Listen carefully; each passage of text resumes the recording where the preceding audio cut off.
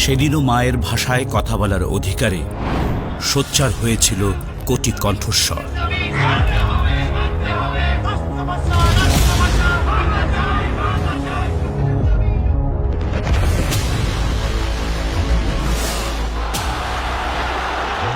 মুক্তির দাবিতে উচ্চকিত হয়েছিল টেকনাফ থেকে তেঁতুলিয়া।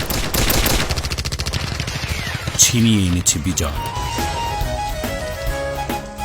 স্বাধীন দেশের সংবিধানে পেয়েছি কথা বলার অধিকার।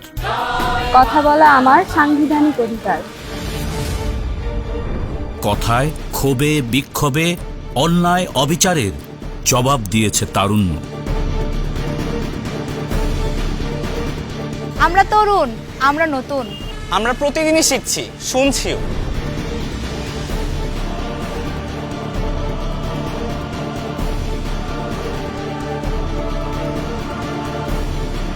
মানবতার পক্ষে কিংবা সড়কে শৃঙ্খলা ফিরিয়ে আনতে সবসময়ই মুখর থেকেছে তরুণ শক্তি।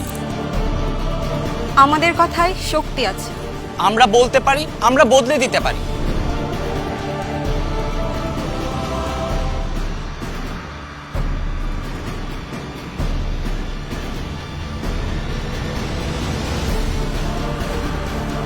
সমস্যা কম নেই, কিন্তু সমাধানও আছে।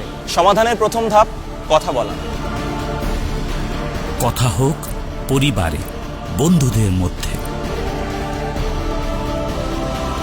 নাগরিক আর প্রশাসনে কথা হোক। ব্যক্তিগত, সামাজিক, সাংস্কৃতিক, অর্থনৈতিক বাধা যেমনই আসুক, কথা হোক। দেশের জন্য, দশের জন্য সুন্দর সময় বয়ে আনতে কথা হোক। তাই আমরা কথা বলবো, কথা শুনবো, কথা বলতে দিব। আপনি কি চান আপনার কথায় শক্তি জাগুক? তাহলে স্পিক আপ।